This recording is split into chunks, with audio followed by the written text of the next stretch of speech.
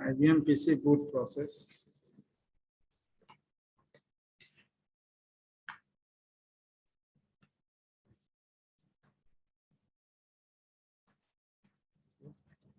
The IBM PC, it's Good afternoon, sir. good afternoon. Compatibles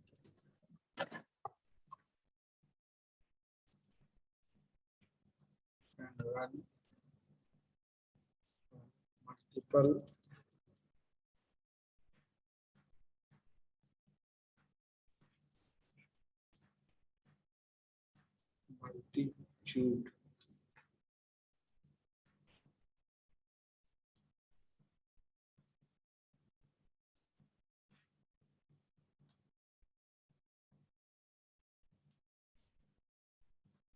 multitude of different operating systems, different operating system में Linux आपका आ जाएगा, Mac OS आ जाएगा, Macintosh,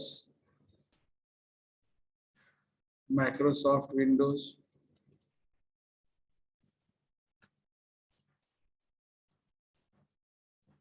etc. So to facilitate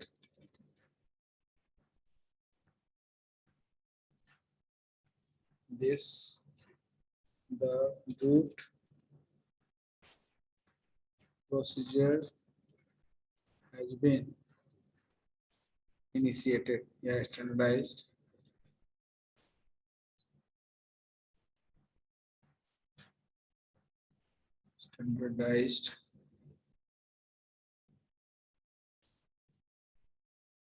step by step होगा। सबसे पहले firstly जो BIOS जानते हैं, दैट इज बेसिक, ये हार्डवेयर नेटवर्किंग में बताया गया होगा। यस सर,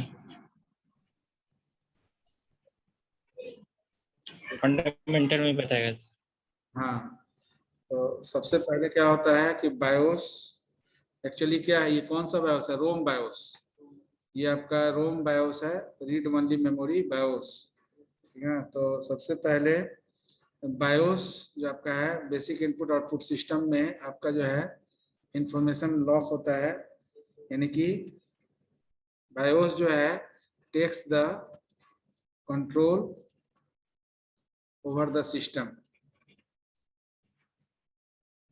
तो BIOS takes the control over the system and then it starts by performing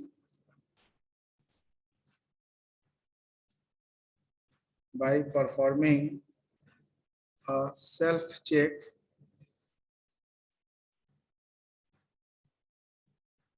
of the computer, जिसको हम लोग पोस्ट बोलते हैं, of the computer. Self check का मतलब था power on self test, PO POST जिसको बोलते हैं।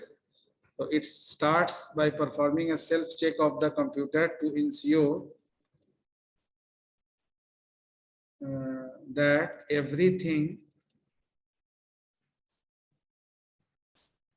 everything works the way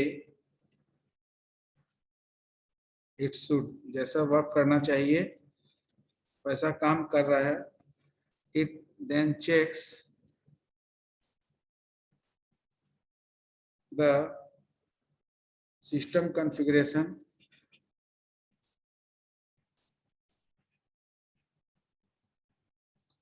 and decides what to do next. उसके बाद क्या करना है नेक्स्ट, उसको डिसाइड करता है। फर्स्ट स्टेप तो ये हुआ। Secondly, next after BIOS, secondly क्या है, it is normally to load partition table from the hard disk. Partition table क्या होता है, जितना भी आपका ड्राइव जनरेट हुआ है, तो it is normally to load partition table from the hard disk. आपका ऑपरेटिंग सिस्टम सी ड्राइव में होता है, तो आप देखते होंगे कि रैम, जब आप देखेंगे किसी सिस्टम का रैम, तो उसमें आपका रैम में कुछ स्पेस आपका जो है बिना कोई प्रोसेस करे स्पेस ऑक्युपाइड रहता है. एक्चुअली वो क्या होता है, एक्चुअली वो आपका ऑपरेटिंग सिस्टम एलोकेट होता है वहां पर, क्योंकि आपका ऑपरेटिंग सिस्टम ही रेडी स्टेट या रेडी क्यू में जो भी प्रोसेस जाता है उसको मैनेज करता है. Before allocation of the process your OS allocated over there. तो normally load partition table from the hard disk. Basically इसका क्या पर्पस है कि दिस कंटेंस, यानी पार्टीशन टेबल क्या होल्ड करता है, तो this contains a list of, you can say list of divisions. Division जैसे जितना पार्टीशन आप किए हैं उसका डिटेल्स, तो लिस्ट ऑफ डिविजन्स, और you can say partitions, list of divisions of partitions, one of which is marked as, one of which is marked as bootable. Bootable, underline कर दीजिएगा, marked as bootable. The partition table, the partition table can also contain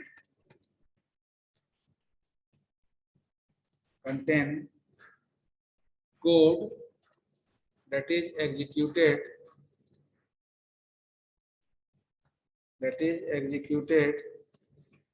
such as, you can say, virus guard,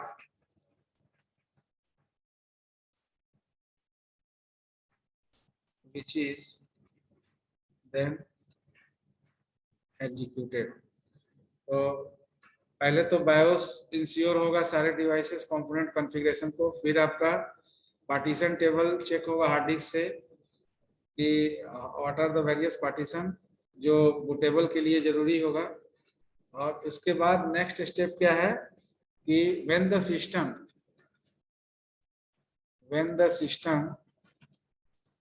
has scanned, है ना, properly scan हो जाएगा, scan the partition table,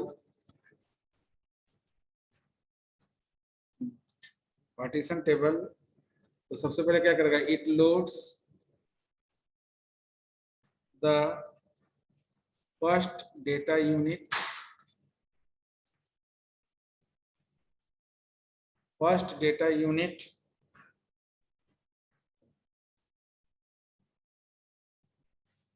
इसको क्या कहेंगे, first data unit क्या कहेंगे, sector. First data unit sector of the designated starting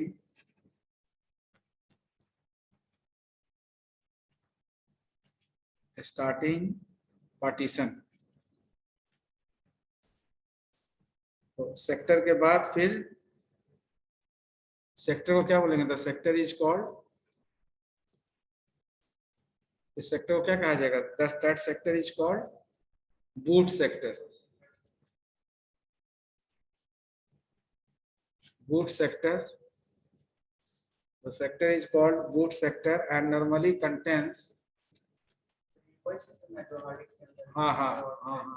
hard disk का ही ना पार्टीशन टेबल, हार्ड डिस्क पे ही तो सी ड्राइव डी ड्राइव रहता है ना. एंड नॉर्मली कंटेंस, क्या होल्ड करता है ये, contains a small programme,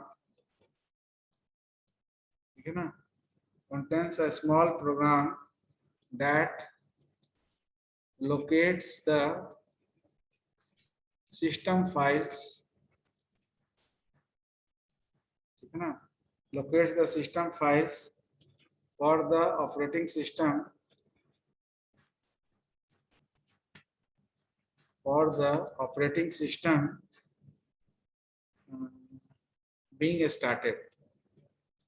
operating system को स्टार्ट करने के लिए being started, it might also give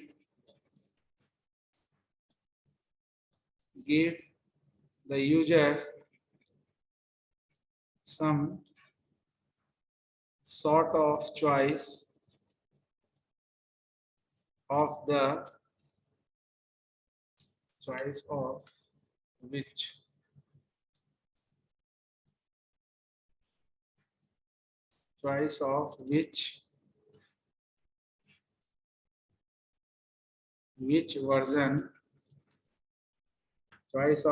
version of the operating system to start.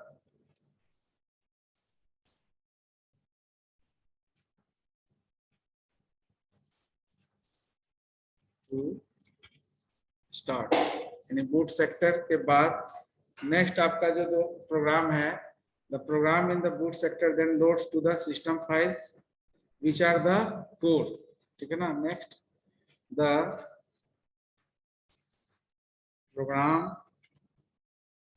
in the boot sector then loads the system files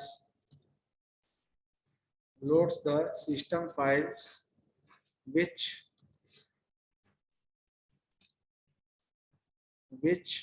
are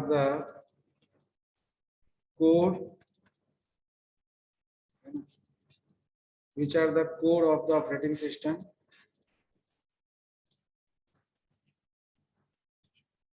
Core of the operating system that is being started.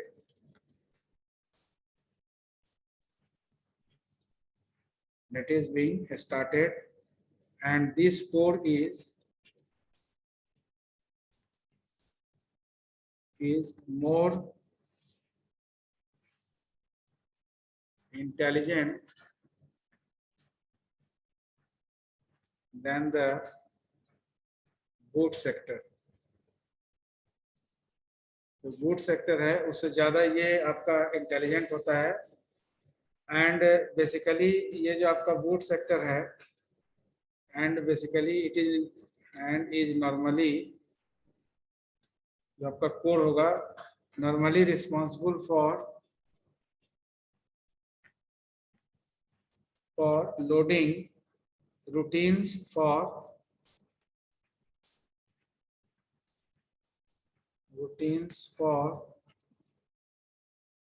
this particular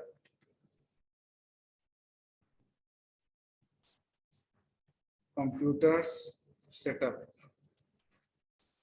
Routines का यहाँ मतलब है कि list of instructions which is needed to complete the setups of any computer. ठीक है ना. तो ये लिस्ट ऑफ इंस्ट्रक्शंस को जो लोड करेगा उसमें उसका बेसिस क्या होगा सेटअप को कंप्लीट करने के लिए. कंप्यूटर सेटअप को उसको क्या कहेंगे, सो कॉल्ड डिवाइस ड्राइवर्स. यानी डिवाइस ड्राइवर्स आपका जो है वो इंश्योर करेगा सारे डिवाइसेस के रूटीन्स को कि आपके सिस्टम में कितना डिवाइस है, कितना डिवाइस अटैच है. क्योंकि जब आपका बूट होगा तो वो सारा डिवाइस एक बार इंश्योर होगा, चेकआउट होगा उसका कॉन्फ़िगरेशन. अगर किसी भी तरह का एरर होगा तो वहीं पर नोटिफाई हो जाएगा कि आपका कोई डिवाइस आपका जो है एरर है, रैम में एरर है, हार्ड डिस्क के कोई सेक्टर में एरर है. ये सारा चीज वहाँ बूट के समय ही इंश्योर हो जाएगा. किसी भी तरह का एरर होगा तो अगर it needs to be repair then first of all that OS is moved to the repairing state and then after the booting process is accomplished. तो बूट होने के पहले वो पूरा डिवाइस ड्राइवर सॉफ्टवेयर यूज होगा. तो बेसिकली ये these device drivers are used for initialising the device. आपका जो भी डिवाइस है उस डिवाइस को, तो this device driver initialise the various system units and ensure that the operating system knows how to communicate with them. आपका जो device driver होगा वो ये इंश्योर हो जाएगा कि आपका ऑपरेटिंग सिस्टम उसको कैसे रिकॉग्नाइज करेगा डिवाइस को और आपका डिवाइस कितना ओके है. तो ठीक है ना, तो device driver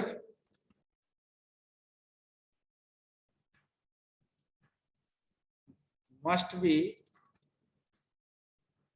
properly recognized by the operating system to proper handling of the device। कोई भी डिवाइस प्रॉपर हैंडलिंग तभी हो सकता है जब उसका डिवाइस ड्राइवर ओएस के कंसर्न में हो, ठीक है ना। And the final step, all are the steps of the boot process। तो नेक्स्ट स्टेप इज व्हाट, कि आफ्टर द ड्राइवर्स, ठीक है ना, after the drivers have been loaded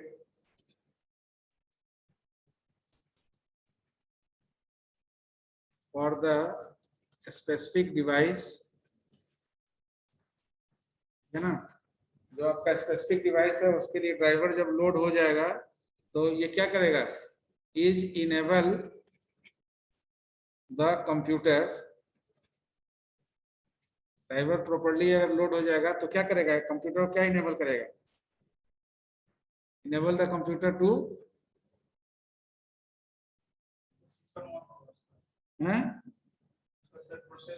हाँ, तो is enable the computer to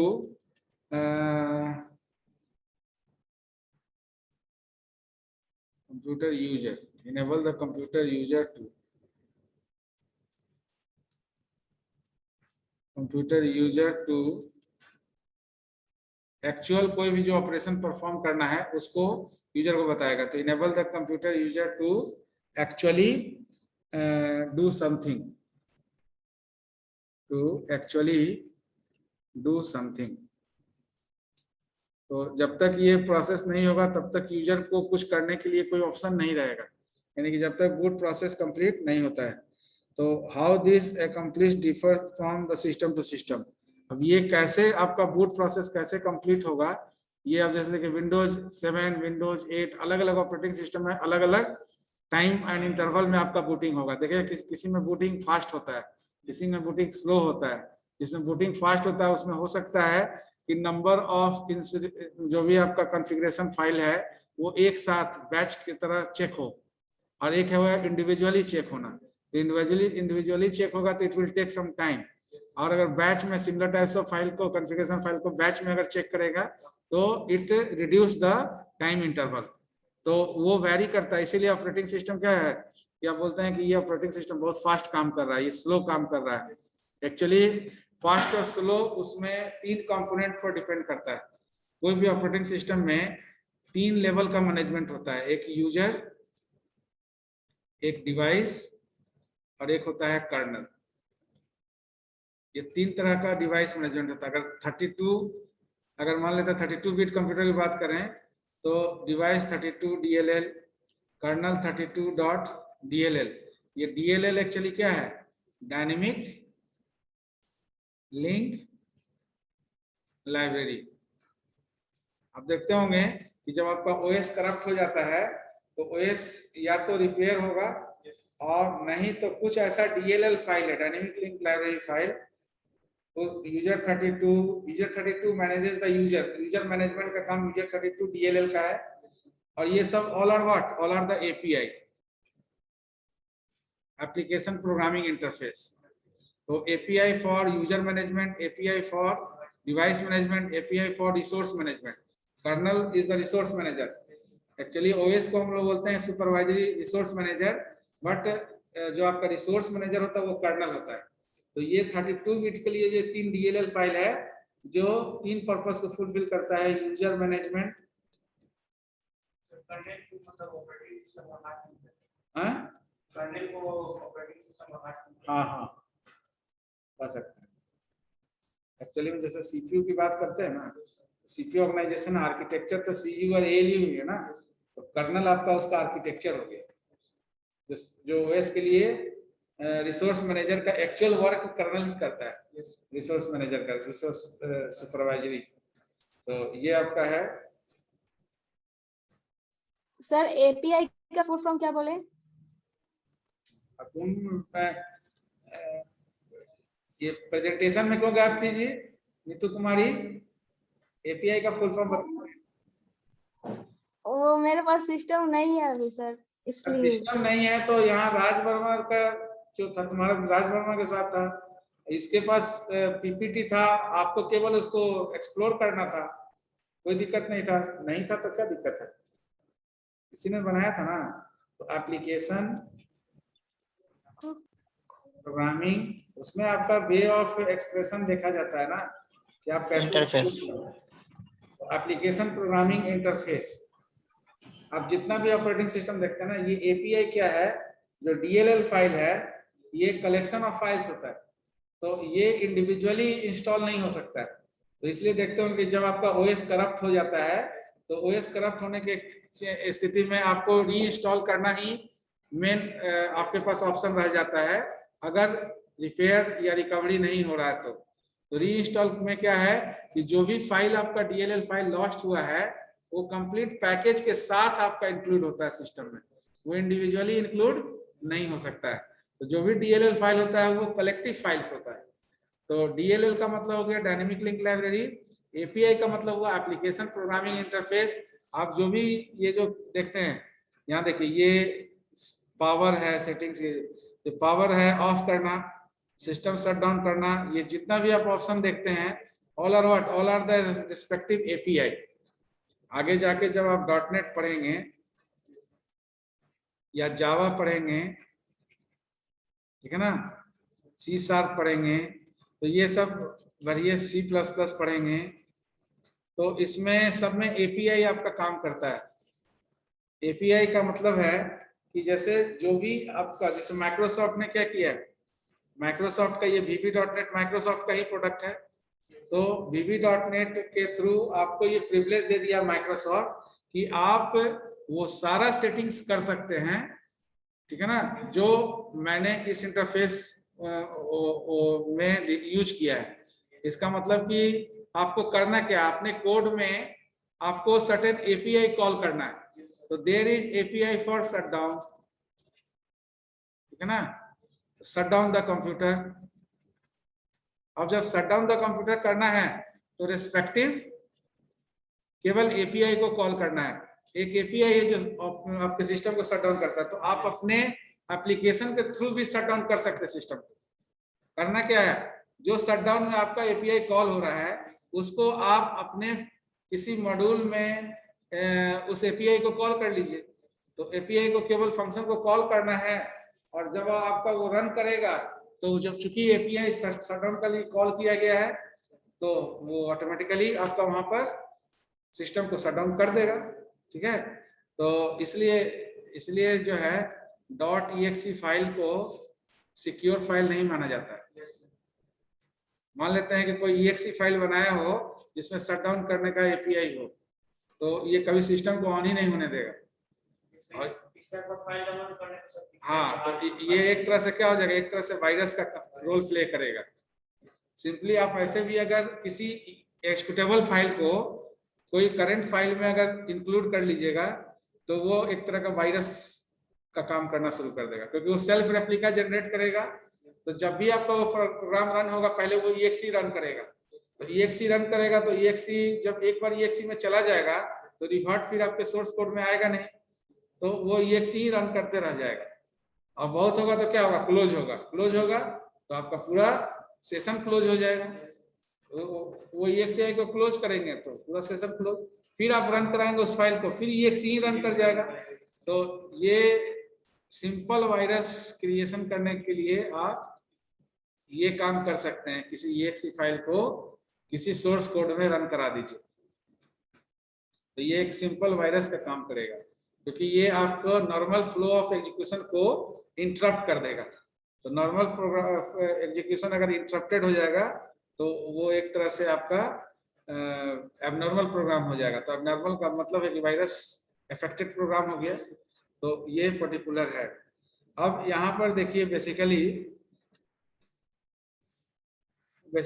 कुछ जैसे आपका है सिस फाइल्स, डॉस में पढ़े होंगे सिस फाइल्स, सिस फाइल्स क्या होता है? System files. इसमें बेसिकली शॉर्ट नोट्स आता है आपका सिस फाइल्स, ठीक है ना, command.com, बैच फाइल, ठीक है। बैच फाइल बनाए होंगे, बैच फाइल बनाए आप लोग में से कोई? No sir. देखिए बैच फाइल में का मतलब क्या है कि एक से अधिक ऑपरेशन, जैसे अगर हम कमांड प्रॉम्प्ट पर कोई बैच फाइल सपोज बनाते हैं, एक बैच फाइल होता है ऑटो exe डॉट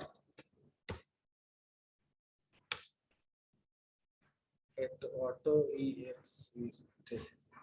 सपोज करिए कि एक हम लोग बैच फाइल बनाते हैं इस कॉपी कॉन से।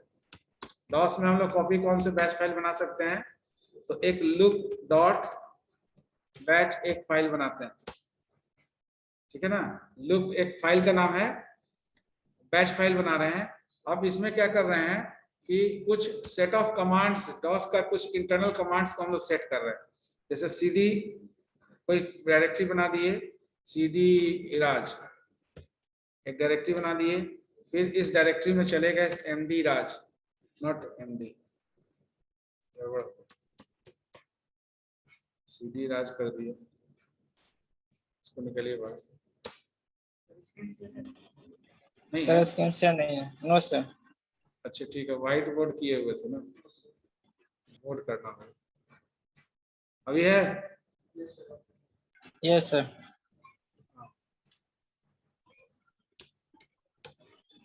देखिए सपोज करिए कि एक बैच फाइल हम बना रहे हैं कॉपी कॉन।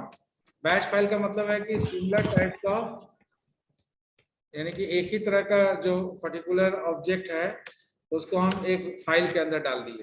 तो जैसे हम लोग md कमांड का यूज किए, md से राज नाम का एक डायरेक्टरी बना दिए, mdf हो गया,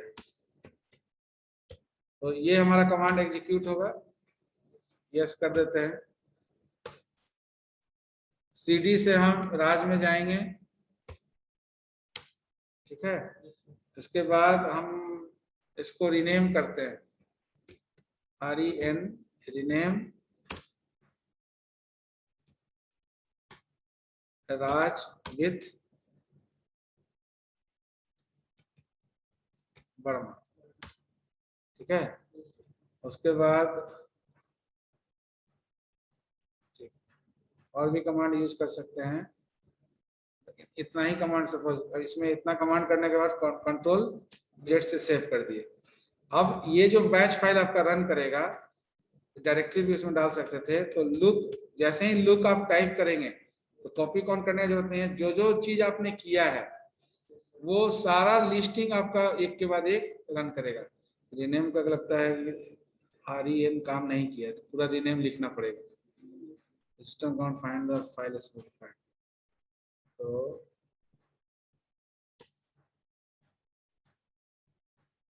डॉट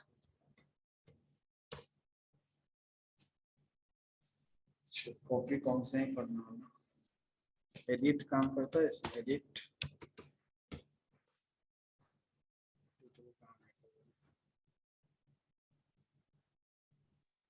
सर कॉपी कौन से है सर?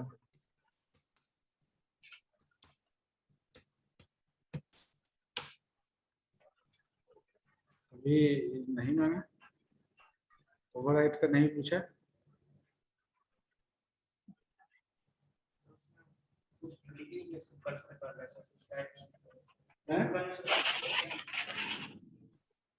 नहीं अभी जैसे लुक डॉट बैट ऊपर किए तो ओवरराइट पूछना चाहिए था ना, नहीं पूछे। तो जैसे सपोज करो कि सबसे पहले dir कमांड यूज कर लेते हैं, फिर इसके बाद एक md कमांड यूज कर लेते हैं राज, फिर cd कमांड यूज कर लेते हैं, राज में चले जाते हैं, फिर रीनेम करते हैं। रीनेम कैसे यूज होता है? रीनेम ओल्ड फाइल नेम और न्यू फाइल नेम, पहले न्यू फाइल या पहले ओल्ड फाइल? ओल्ड फाइल से पहले सोर्स फाइल। राज तो हम लोग डायरेक्टरी बना रहे हैं ना, फाइल तो है नहीं, इसीलिए गड़बड़ हुआ था। तो अब पहले रीनेम से पहले एक फिर से कॉपी कौन इसमें करते हैं, कौन एक फाइल बना लेते हैं सपोज इमेज, इसमें कुछ कंटेंट्स जोड़ देते हैं ABCDEFGHI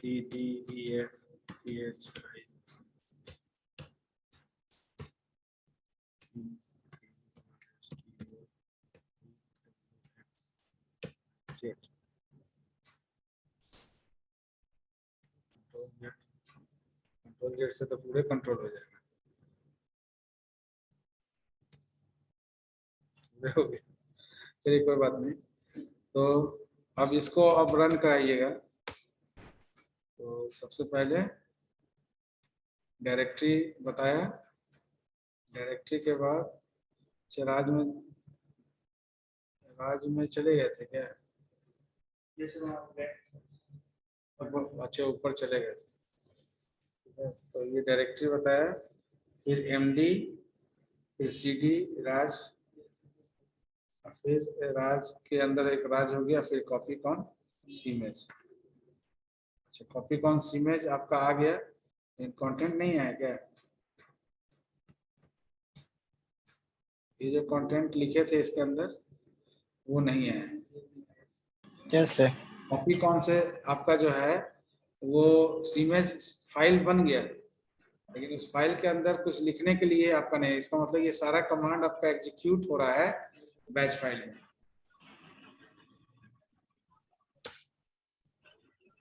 अभी ABCD दिखा,